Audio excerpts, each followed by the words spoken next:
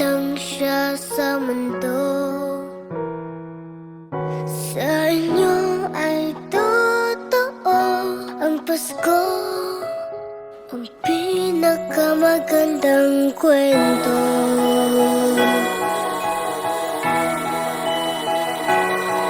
Laging nasa ating tabi ang mga Bago kasi ako nakapasok dito sa Alpha, dati ako ng ex-abroad.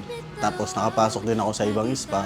Yun, nagsara, tapos nagka-pandemic. Pumasok po ako dito sa Alpha year 2021 po, hanggang po ngayon. Laking bagay din po ang pagpasok ko dito sa Alpha. Halos lahat guminhawa. Tsaka wala rin ako masabi sa Alpha kasi talagang pamilya ang turing bawat isa sa akin. sa inyo ay totoo ang pinakamagandang kwento. Sa madilim na gabi, isinilang siya sa mundo. Sa inyo ay totoo ang Pasko, Ang pinakamagandang kwento. Pandemic noon, as in talagang wala kaming ipon, wala talaga lahat. Nag-OFW yung asawa ko, na wala rin yung ipon. Nakilala ng asawa ko si Alpha. Yun, guminhawa kami, dami naming naipon ng asawa ko, motor. Nagkaroon kami ng motor, nag-abroad asawa ko, pero hindi kami nagkamotor, sa Alpha lang kami nagkamotor. Sobrang supportive ng mga boss namin, mula una hanggang ngayon. More blessings po sa inyo, sir. Sana marami pang branches at marami pang matulungan ng mga tao katulad po namin. Sa inyo ay totoo ang pinakamagandang kwento. Sa madilim na gabi, sa inyo ay totoo ang pinakamagandang kwento. Sa madilim na gabi, isinilang siya sa mundo. Sa inyo ay totoo ang Pasko, ang pinakamagandang kwento. Grateful po ako na naging part po ako ng Alpha and Eve. Mas madami po akong natutunan at na-experience. Ito po yung hindi ko makakalimutan na experience sa lahat ng job na napasukan ko po. Maraming salamat po. Pag nagkakaroon po ako ng problema, nandyan po kayo lagi. Nagbibigay po kayo ng advice sa akin at hindi niyo po ako pinapabayaan. Thank you so much. Sa inyo ay totoo ang pinakamagandang kwento. Sa madilim na gabi, isinilang siya sa mundo.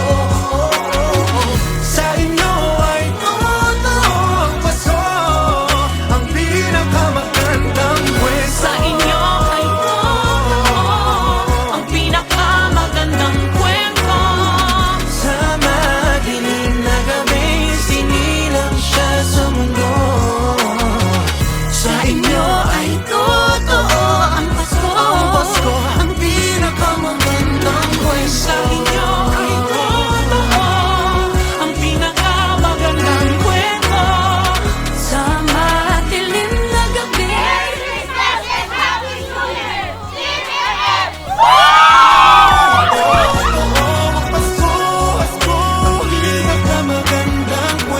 Inatake po ako sa home service, tinulungan po nila ako hanggang sa gumaling ako. Wala akong makikitang boss na katulad nila na dalawang kamay ibibigay nila sa'yo para tulungan ka. Lahat na may tutulong nila sa anak ko, binigay na nila. Binuksan niyo po yung pinto ng Alpha and Eve para sa akin. Kahit sabihin natin na medyo may edad ako sa kanilang lahat, maraming salamat po. Ang pinakamagandang naging kwento ko dito sa Alpha is pamilya na talaga to. Lahat ng dito sa akin. Sobrang thank you, boss, sa pagtanggap niyo sa amin dito, ng kapatid ko. Sana humaba pa yung, yung life niyo. Marami pa kayong matulungan. Natulungan ako ni Alpha dati more in financial. Saka yung asawa ko, napa-operahan ko na siya dun sa mayoman niya. Sir, salamat sa lahat ng mga naitulong mo sa amin. Kundi dahil sa inyo, wala kami dito sa kung nasaan man kami ngayon. Masaya ako na naging parte ako ng Alpha at kinuha nila ako. At sila Sir Tut, sila Sir Yulo, sobrang bait. May malasakit sila para sa amin. Sana mas maging maganda pa ang journey namin as a team. At naglo-look forward ako na mapalaki pa namin tong Alpha Barbers. Po yung right arm ko po, injured na po siya. So, nagbakasakali lang po ako dito sa Eve's Massage kung okay lang po kila Sir Mac or Sir JK na accept nila ako through my condition po. Dito ko lang po naramdaman yung isang, hindi mo alam, kapatid, kaibigan, best friend na mga boss na open po sila sa lahat. Ang pinakamagandang kwento ko dito sa Eve's, nagkaroon ako na-provide ko yung pagpapatayo ng bahay namin. Ngayon po, yung bahay namin sa awa ng Panginoon at sa Eve's Massage, komisyon at kita ko dito, napundar ko po yung bahay namin. Ang pinakamagandang kwento ko dito sa Alpha and Eve's, yun po yung tinulungan po nila ako nung nawala po yung asawa. Nagpapasalamat po ako dahil sa kanila.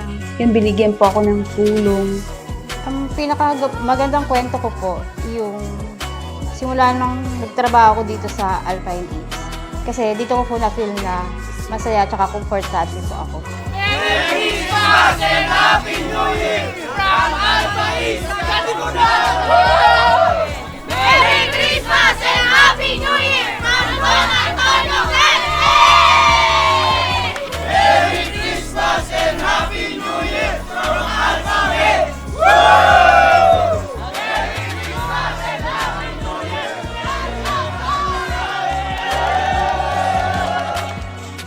Ang pinakamagandang naging kwento ko sa Alpha, and of course, tulong ng mga boss ko, Sir Yulo, Sir Toots, sila talaga yung nag-push sa akin. Unang-una ayaw ko sumali. And then, na-enjoy ko yung journey ng pageant. And isa pa, sa pinakamagandang experience, is yung boss mo, friends mo. Hindi nyo ako kaano-ano, hindi nyo ako kadugo. Pero still, yung tiwala na binibigay nyo sa akin at yung pagmamahal, yan yung mga bagay na hindi kayang tumbasan ng pera. Ang pinakamagandang kwento na na-experience ko dito sa Alpha is yung time na tinatayo namin itong gym, as in totally, itong gym is bare pa lang yung place. So kami yung talagang nag-start from scratch, and until now, eto na siya. And this year kasi, ang daming nangyari sa life ko, sa personal life ko. And then now, I received the greatest blessing of my life, which is magkakaroon na ako ng baby here sa Alpha. And I think yun yung pinakamagandang kwento na na-experience ko sa Alpha. Sana mas lumago pa ang Alpha at mas lumaki pa tayo bilang isang family. Caregiver po ako. And then po, tapos pinasok ba ako ng nagtatrabaho po sa Alpha. Yun po, naranasan po namin yung mag-home service kami po. Kinakaya po namin, kahit anong malayo, hindi po kami nagsusurrender. Kahit saan. Go lang kami, sabi ni Sir. Go lang, sige, kaya natin yan, sabi ni Sir Yulo. Tapos, di ba, nag-pandemic, nag-close muna. Umuwi po ako ng probinsya. Tapos, ilang months po ako doon. Tapos, pinabalik po rin ako. Tinawagan po nila. Napapasalamat din ako kasi, nakilala din nila ako dito bilang Sai na kalog, komedyante. Kaya, ibang-iba po talaga. Masayang-masaya po talaga ang Alpha and Eve's. Dahil sa tiwala po ng boss namin, ngayon po isa na po akong social media manager po. Tinitirit po nila ako hindi po as employee, as part of the family po. Nagpapasalamat po ako sa mga boss ko kasi sila po yung unang naniwala at nagtiwala sa akin na hindi lang sa paglilinis ako magaling, kaya ko pa mag-explore sa ibang bagay. Ang pinakamagandang kwento ko ay napasok ako sa Eve's. Nakilala ko yung mga boss ko, nakilala ko rin yung mga kasamahan ko, naka-experience ako sa kanila ng mga masasaya, tsaka malulungkot din sila, yung mga problema nila. Kumbaga masaya bigla kasi parang isang pamilya. 19 years old pa lang kasi ako nung time na nasa kanila na ako, tapos hanggang ngayon, hindi lang sila naging boss sa akin, naging parang magulang ko na rin sila. Nagpapasalamat po ako ng napakalaki talagang papasalamat kasi ang dami ko pong natutunang mga bagay dati na hindi ko alam. Katulad nito, pinasok nila ako dito. Yung thinking ko lang dati talaga is hanggang sa wakas mga ngasambay na lang talaga ako. Pero nandyan sila, naniwala sila sa akin na kaya ko. Tapos ayun po, nakilala ko po siya. Tapos ayun, nagtuloy-tuloy na hanggang sa magkakaroon na po kami ng baby. Ang pinakamaganda kong kwento sa Alpha is yung nakilala ko si Madam Mimi. Kasi akala ko dati talaga wala nang patutungan yung buhay ko. Lalo na galing ako sa pamilyang watak-watak. Then yun, simula nung nakilala ko siya, nagbago lahat ng perspective ko sa buhay. Inaabangan namin, actually may-ari. Oo, hanggang na-tsempohan namin si Boss Yulo na siya mismo yung may-ari. Tapos yun, nagpaalam kami sa kanya bilang respeto na kung pwede po kami makapagtinda doon sa gilid ng Alpha. Piniyagan naman kami agad namin. Na actually dati natutulog na kami dun sa may pinakagilid. Kumbaga nakaupa na kami ng maayos na tirahan. Nakakain na kami ng maayos. Hindi katulad dati na sa 3 pirasong itlog, nag-aagawan pa yung mga anak ko. So, sobrang maraming salamat po. Pinakamagandang kwento is yung everyday na papasok ka dito is excited ka, sobra. Kasi alam mo na ito yung pangalawang tahanan mo eh. May mga ganitong okasyon yan. Mas nararamdaman namin yung na ito isa na naman to sa dadagdag sa pinakamagandang kwento ng Alpha and Eves, Don Antonio. Kulang yung salitang salamat sa lahat.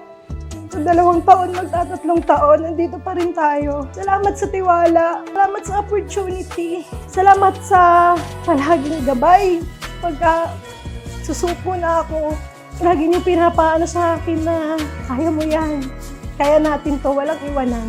Kaya sir, maraming salamat kasi lagi kayong nandyan para sa aming lahat. Mahirap, pero nakikita naming masaya yung lahat ng tao na nakapaligid sa amin, lalo na mga staff namin, kami, yung boss namin, mga pamilya nila, nakikita namin na masaya. So, kumbaga nawawala na rin po yung pagod namin. Yung message ko lang po sa 2 kong boss, kay Sir Yulo at saka kay Sir Toots, na magiging good health lang sila parati. Nandito lang po ako para sa kanila. Ang pinakamaganda kong kwento sa Alpha is yung pagtitraining ko sa mga tao, paano ko sila i-develop. 2 kong boss, maraming salamat kasi binigyan niyo ako ng oportunidad na umangat sa buhay. Ang pinakamagandang kwento ngayong taon po is nakabili po ako ng sariling lupa. Napakabis ko po na dito po ako sa Alpha napunta. Dahil po sa inyo, nakapundaro na po ako. 1 taon pa lang po ako dito. Lahat ng pagsubok, lahat na pagtagumpayan namin. Naniniwala ako, basta magtulong-tulong kami dito, mas pagpapagtagumpayan pa namin lahat. And basta sama-sama, lahat ng tao, lahat tayo, sobrang magiging mas masaya pa yung mga susunod na taon. Ang pinakamagandang kwento, yung nakikita namin yung mga tao naming umaasenso. Bawat therapist, bawat empleyado, nakakabili na ng motor, natutustusan yung mga pamilya nila, yung mga pangangailangan ng anak nila. Hindi man kami pinalad na magkaroon ng anak, siguro naman sa pamilya ng Alpha, sapat na. Sa inyo ay totoo ang pinakamagandang kwento. Sa madilim na gabi, isinilang lang siya sa mundo. Sa inyo ay totoo ang Pasko, ang pinakamagandang kwento. Sa inyo ay totoo ang Pasko. Sa inyo ay totoo ang